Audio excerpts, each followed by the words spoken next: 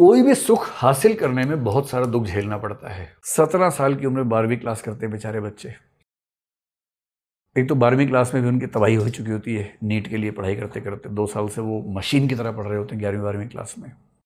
आप बहुत जिम गए 1 साल तक, रोज सुबह लहूलुहान हुए। जिम जाना आसान काम थोड़ना है। सिकंदर पहुंचा और उसके सामने खड़ा होकर बोला, डायोजनीस मैं सिकंदर हूं, मैं यूनान का शासक हूं। जिसको आप सुख कहते हैं वो भी दुख ही है। क्यों कहते हैं? बुद्ध ने कहा दुख तो सिंपल दुख है, सुख तो लेयर्ड दुख है, मल्टीपल लेयर्स वाला दुख है। क्यों? कोई भी सुख हासिल करने में बहुत सारा दुख झेलना पड़ता है। So when you want to attain a pleasure you have to undergo a lot of sufferings. For example, किसी को आईएएस बनना है, किसी को प्रोफेसर बनना है। आप में से कुछ लोग शायद यूनिवर्सिटी के प्रोफेसर बनना चाहते होंगे। अब मजाक छोड़ना है। किसी को बड़ा डॉक्टर बनना है। 17 साल की उम्र 12वीं क्लास करते हैं बेचारे बच्चे। एक तो 12वीं क्लास में भी उनकी तबाही हो चुकी होती है, नीट के लिए पढ़ाई करते करते 2 साल से वो मशीन की तरह पढ़ रहे होते हैं 11वीं 12वीं क्लास में। हो गया नीट में, सुख हासिल हुआ थोड़ा सा, पर वो सुख तो और दुख पैदा करने वाला है। अब 5 साल एमबीबीएस में उनकी ऐसी तैसी होने वाली है। वो हो गया तो पता लगता है एमबीबीएस को कोई पूछता ही नहीं आजकल। तो एमएससी एमडी करना है, उसके लिए फिर एंट्रेंस की तैयारी करनी है बहुत सीरियस। एंट्रेंस हो गया और सरकारी कॉलेज मिल गया किसी तरह से तो राहत है, नहीं तो प्राइवेट मिला तो और तबाही है। हो गया तो फिर 2-2.5 साल उससे पढ़ना है बहुत ज़्यादा। फिर बाहर निकले तो पता लगा कि आजकल वैल्यू उनकी है जिनकी पीएचडी भी हो जाती है, डॉक्टरेट किया हो, डीएम किया हो। फिर 3-4 साल वो रिसर्च करते हैं, पीएचडी करते हैं। ये सब करते करते उम्र 32 साल हो जाती है। 35 में बुद्ध को ज्ञान मिल गया था। ये यहाँ तक आते आते 32 के हो चुके हैं। कोई भी सुख हासिल करना हो, आईएएस बनना हो, डॉक्टर बनना हो, प्रोफेसर बनना हो। प्रोफेसर बनने का मतलब पीएचडी से कम कौन पूछता है आजकल। आप ग्रेजुएशन करेंगे, फिर पीजी करेंगे, फिर एमफिल करेंगे, पीएचडी करेंगे। कम से कम 12-13 साल का प्रोसेस है, रिगरस प्रोसेस। इतने सारे एग्जाम्स, इतने सारे रिसर्च करने के बाद जाके उसके बाद भी पता लगेगा कि जो इंटरव्यू लेने वाले लोग बैठे हैं उन्होंने पहले फिक्स कर रखा है, तब भी नहीं हो रहा। एक सुख प्राप्त करने के लिए कितने सारे दुखों से गुजरना पड़ता है। उनसे ज़्यादा मौज में कौन है? उसको चाहिए ही नहीं कुछ। एक प्रसिद्ध चुटकुला है कि एक सूट बूट टाई पहने हुए आदमी हाथ में ब्रीफकेस लेके जा रहा था, किसी मल्टीनेशनल में बड़ा मैनेजर था। रास्ते में देखा एक स्वस्थ आदमी सड़क पे ऐसे लेटा हुआ है, एक तकिया या ईंटें नीचे रख के आराम से लेटा हुआ है। इसके मन में बहुत सारा ज्ञान आया देने के लिए कि थोड़ा ज्ञान दे के ही मानूंगा। उसको उठा के बोला, अरे भाई क्यों अपनी जवानी खराब कर रहे हो, क्यों अपना जीवन खराब कर रहे हो? तो उसने बड़ा इस भाव से देखा कि बिना बात के क्यों आ गए हो? बोला क्या मतलब है तुम्हारा? बोला हट्टे कट्टे आदमी हो, कुछ काम वाम कर लो। तो वो उठ गया। उसने कहा अच्छा बताओ, काम कर लूँगा तो क्या होगा? बोला काम करोगे 2 पैसे आएंगे, 4 पैसे आएंगे। बोला अच्छा उससे क्या होगा? बोला पक्की नौकरी लग जाएगी तो थोड़ा मतलब स्टेबल हो जाओगे। बोले उससे क्या होगा? अरे उससे तुम घर खरीद सकते हो, किराए पे ले सकते हो, कम से कम यहाँ तो नहीं रहोगे। बोले घर लेने से क्या होगा? वैसे तुम्हारा घर होगा तो शादी वादी भी हो जाएगी, लोग देखेंगे ना कि शादी करने लायक हो या नहीं हो, तो शादी भी हो जाएगी तुम्हारी। बोले अच्छा उससे क्या होगा? फिर बच्चे होंगे, उससे क्या होगा? अरे जब तुम ऑफिस से थक के घर आओगे, 2 बच्चे भागते हुए आएंगे तुम्हारे पास चलते हुए। बोले उससे क्या होगा? बोले उससे बहुत सुख हासिल होगा। बोले वो तो अब भी हो रहा है। जब मुझे अभी भी वो हो ही रहा है। कितना मजे में लेटा हूँ मैं ईंट के तकिए के ऊपर। परेशान तो तुम दिख रहे हो, कोट और टाई पहन के ब्रीफकेस लेके घूम रहे हो, मजदूर तुम बने हुए हो और कह मुझे रहे हो कि सुख हासिल करो। मेरी मानो तुम भी आके यहीं लेट जाओ। कहाँ इस चक्कर में पड़।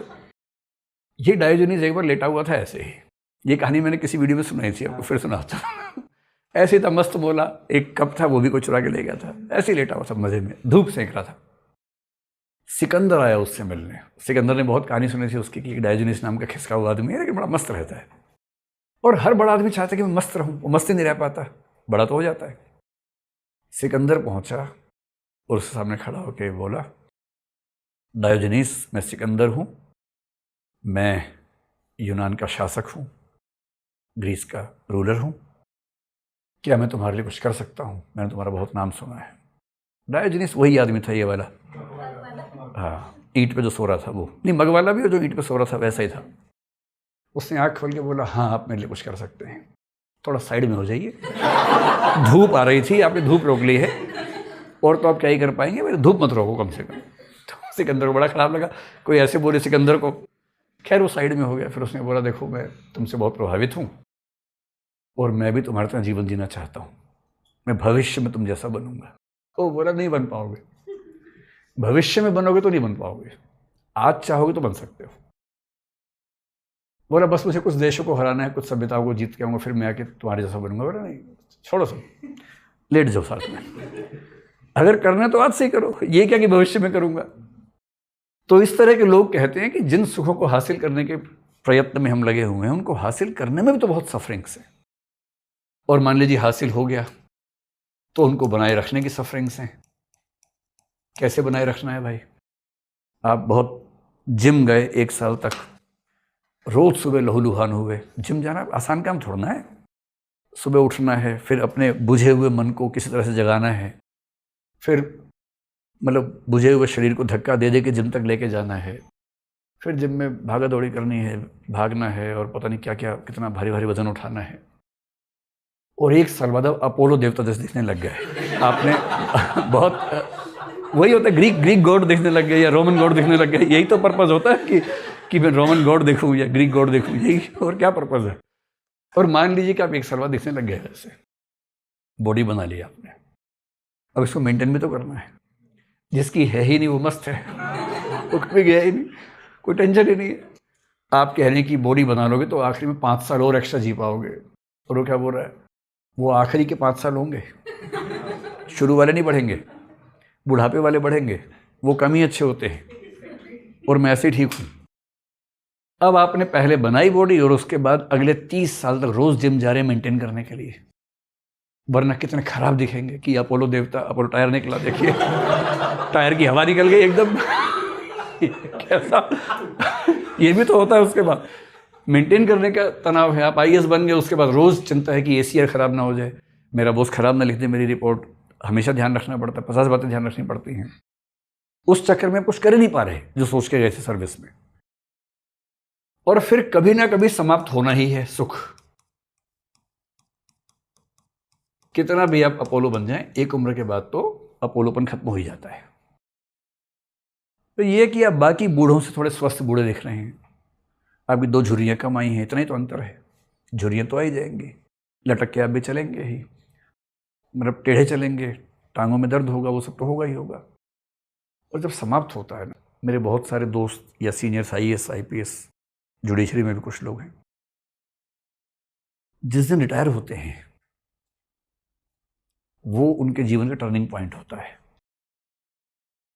तो रिटायर होते हैं बहुत ऊंचे पद से, लगभग ब्यूरोक्रेसी के हेड लेवल से होते हैं, कोई चीफ सेक्रेटरी होगा, कोई एसीएस होगा, कोई डीजीपी है, कोई डीजी है, उस लेवल से रिटायर होते हैं। रिटायरमेंट के 1 दिन पहले तक उनके पास 50 लोग काम कर रहे हैं, आसपास सलाम ठोक रहे हैं। उनके एक फ़ोन पे कुछ भी हो जाता है, कोई काम ऐसा नहीं है जो ना होगा उनके फ़ोन पे, ऐसी ताकत। रिटायरमेंट के अगले दिन, मतलब आखिरी दिन पार्टी होती है, लोग बड़ा कहते हैं, रोते हैं, अरे सर आपकी जो बात थी, अरे मैडम जो आपकी बात थी, वो तो किसी नहीं किसी में, आंसू तक बहा देते हैं लोग उस दिन। और कई लोग इमोशनल के नेक्स्ट डे फिर पहुंच जाते हैं मिलने के लिए, फिर वो कहते हैं सर काम करना प्लीज़, अब जाइए, कभी और मिलेंगे आपसे। अगले दिन एक आदमी साथ में नहीं होता है, किसी को फ़ोन करते हैं कि भैया काम कर देना, कि सर सॉरी सर बॉस से बात करनी पड़ेगी आपको, मैं नहीं कर सकता। 50 लोग घूम रहे थे, अब एक भी नहीं घूम रहा है, और किसी से हेल्प मांग रहे हैं तो वो ठीक मुंह बात नहीं कर रहा आपसे। और तब जो एहसास होता है ना, वो होता है कि इससे बढ़िया तो ये सब नहीं होता। फिर वो जाते टाई उतार के उसी आदमी के पास जो ईंट पे सो रहा है मजे से, वो आज भी मजे में सो रहा है। और कोई भी सुख हो कभी तो समाप्त होना ही होना है। समाप्त होने के बाद झेलना और मुश्किल है अगर सुख की मात्रा बहुत ज्यादा रही हो। अब 2 लोग आईएएस बने, दोनों बहुत खुश हैं, एक को होम गार्डर मिला, एक को नहीं मिला, अभी दुखी हो गया क्योंकि होम गार्डर नहीं मिला। बाकी दुनिया सोच रही तुम आईएएस बन गए हो भैया, यहाँ प्रीलिम्स नहीं हो रहा हमारा, तुम आईएएस बन के भी दुखी हो, फिर दुखी है क्योंकि होम गार्डर नहीं मिला है। एक को होम गार्डर मिल गया है, ऐसे 4-5 लोग मसूरी में इकट्ठे हुए होम गार्डर वाले, सारे बहुत खुश हैं। पोस्टिंग हुई, एक को अच्छा ज़िला मिला, एक को ख़राब ज़िला मिल गया। अब ये दुखी है ख़राब ज़िले वाला।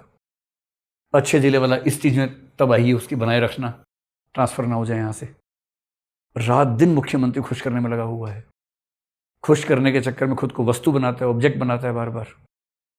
जिसको नहीं मिला है वो रात दिन हासिल करने में लगा हुआ है, आईएएस बन के भी हासिल करने में लगा हुआ है कि ज़िला अच्छा मिल जाए, पोस्टिंग अच्छी मिल जाए। सब कुछ अच्छा है ज़िंदगी में, पर किसी और के पास मुझसे ज़्यादा क्यों है, या कुछ तो कमी है। एक बहुत प्रसिद्ध गज़ल के एक शेर की एक पंक्ति है, भरी दुनिया में जी नहीं लगता, जाने किस चीज़ की कमी है अभी। कुछ तो कमी है, हर चीज़ हासिल कर ली तब भी लगता है कुछ कमी है। और ये जो कमी का एहसास है ये जनरली इसलिए है कि कंपैरेटिव चीज़ें इतनी ज़्यादा हमारी ज़िंदगी में हैं कि हम एक समय के बाद दूसरों के सुख से दुखी हो रहे हैं। और इसलिए बुद्ध ने कहा, अगर ध्यान से देखेंगे तो सुख तो दुख की ज़्यादा बड़ी वजह है। ये दुख तो 2 कौड़ी के नहीं है इसके सामने, ज़्यादा बड़े दुख तो ये वाले हैं।